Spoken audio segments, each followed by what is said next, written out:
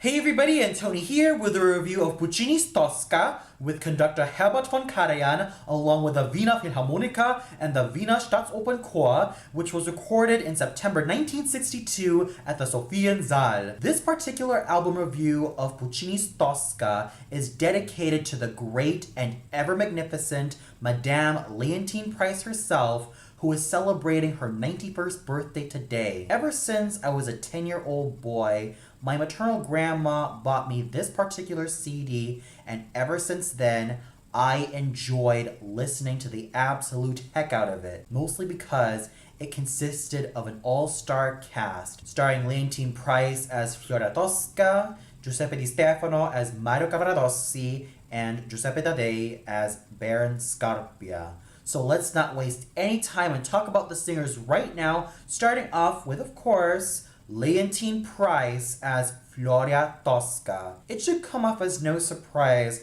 that this role has also become such a popular one that she has been performing. Aside from the likes of Aida, Cho-Cho-san, Bess, and even the Leonoras from Trovatore and La Forza del Destino, Madame Leontyne Price has become so famous with this iconic Puccini role. She's even performed this role alongside the likes of Franco Corelli and even Placido Domingo. What I've always admired about Leontyne Price was her absolute dedication to her craft as a singer, not only in terms of how she was able to sound with that full, rich, and voluminous lirico spinto soprano voice, but also her impeccable diction and, of course, her great attention to detail and how she was able to throw herself in this particular role. There were times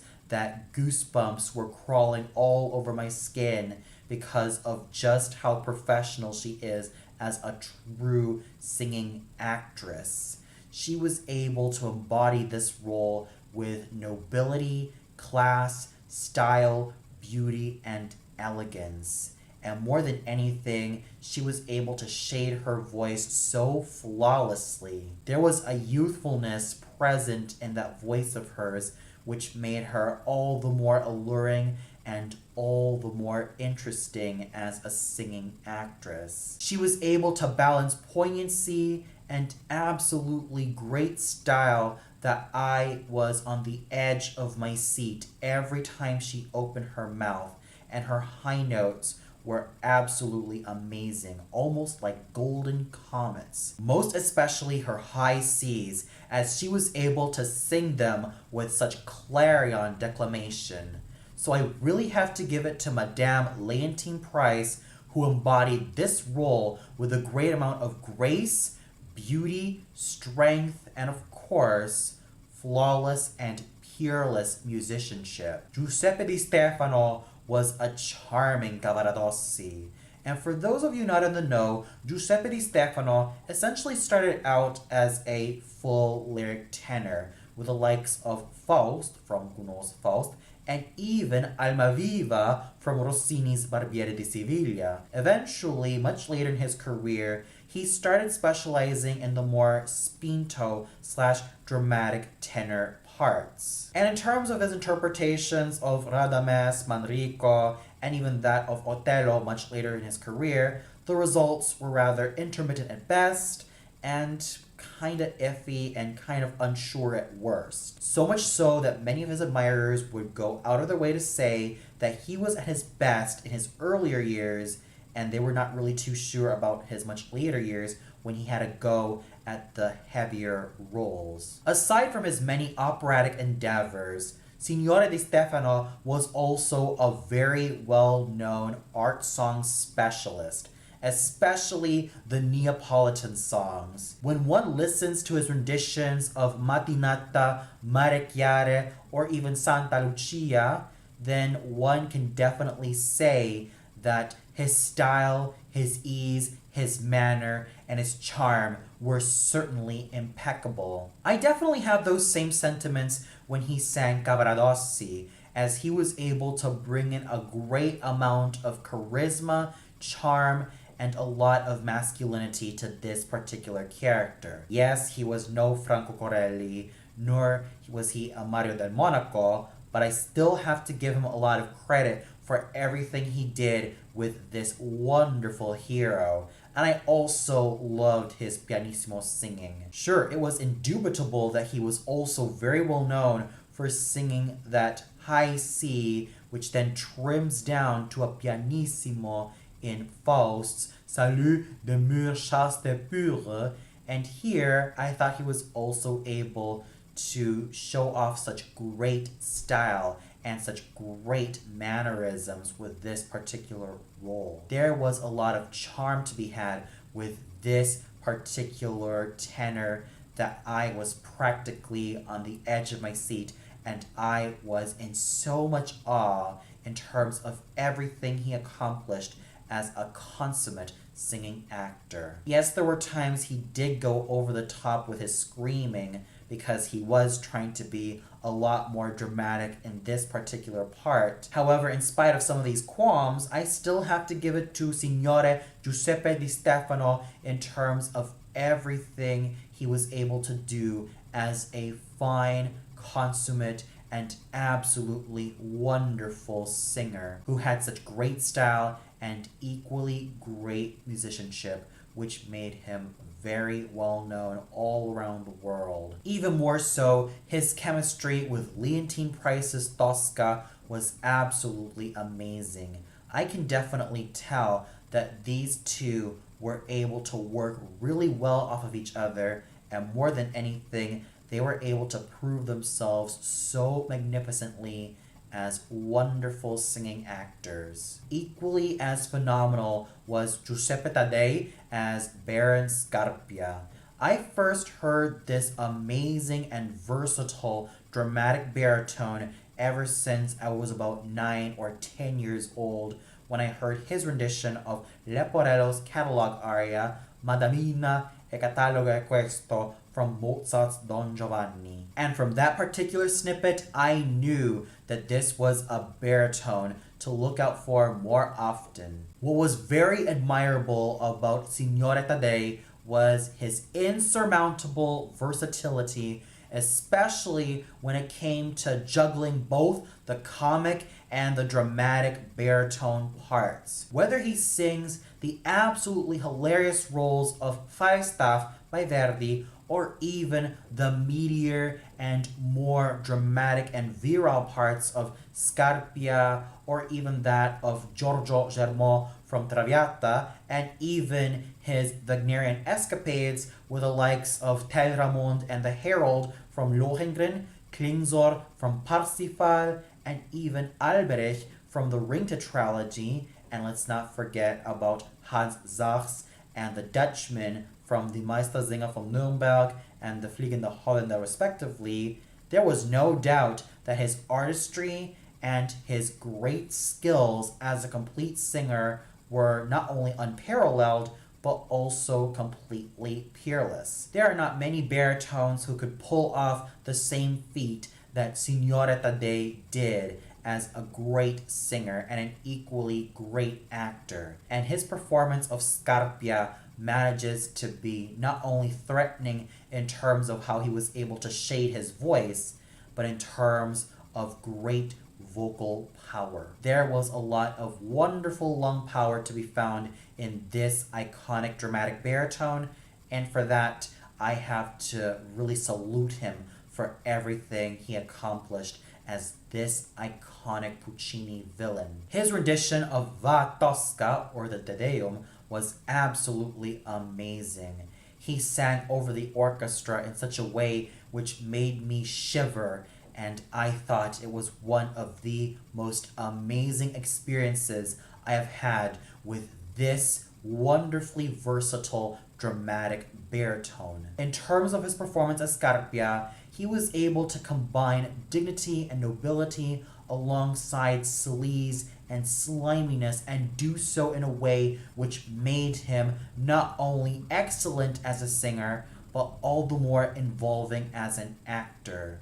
And you really have to hand it to someone as versatile and absolutely phenomenal as Giuseppe Taddei, as he was able to embody Scarpia so magnificently. Stealing the show as the sacristan was Fernando Corena, one of the greatest basso buffos ever, who was also very well known for his interpretations of the two Bartolos from Barbiere di Siviglia and Le Nozze di Figaro, as well as Dulcamara from L'Elisir d'Amore and even Don Pasquale. He also had to go with some profondo parts like Osmin from Die Entführung aus dem Serail and even the more basso cantante parts of Rodolfo from La Sonnambula, the King of Egypt from Aida, as well as the very famous villain Gessler from Rossini's Guillaume Tell. However, it was his greatest renditions of the comic characters which made him well known.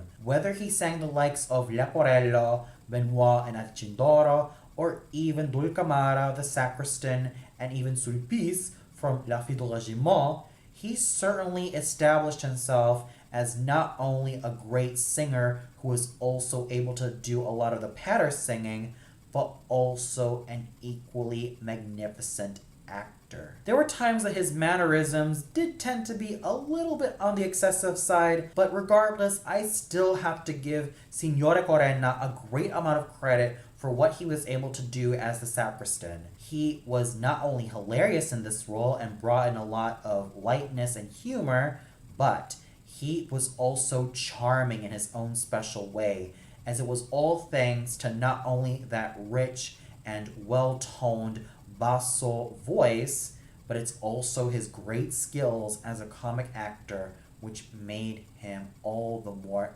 excellent. Carlo Cava, who I consider to be one of the most underrated basso cantantes / profondos ever, made such a great impression as Cesare Angelotti. And it was all thanks to his clean and well-toned basso cantante voice that he was able to make Cesare Angelotti all the more involving as a character, especially in his very first few moments where I was able to feel so immersed in everything Signora Cava had to offer as a great basso cantante. He was able to bring out so many nuances to this particular part, and for that, I definitely had a blast listening to him and his great and focused basso cantante voice. Leonardo Monreale was a suitably threatening Charone, and it's all thanks to that richness he has in his voice that he was able to make a great impression in this particular role. The great Italian character tenor Piero de Palma certainly made a lot of wonderful music as Spoletta, Scarpia's right-hand man, as he was able to use that superbly toned and absolutely amazing character tenor voice of his to great perfection. And in terms of roles like Spoletta or Beppe, or even a lot of the great character tenor parts, those were certainly his forte, and he was absolutely unparalleled in this particular role. There were times he was able to make him not only sneaky, but rather dangerous as a character, which I found so laudable. Alfredo Mariotti was able to use his dark and absolutely cavernous basso voice to perfection as the jailer, and Herbert Weiss was absolutely charming as the shepherd boy. So overall, not only did we have such amazing singing from Leontyne Price, Giuseppe di Stefano, and Giuseppe Taddei, but also from the likes of Fernando Corena and Carlo Cava and even Piero de Palma, just to name a few.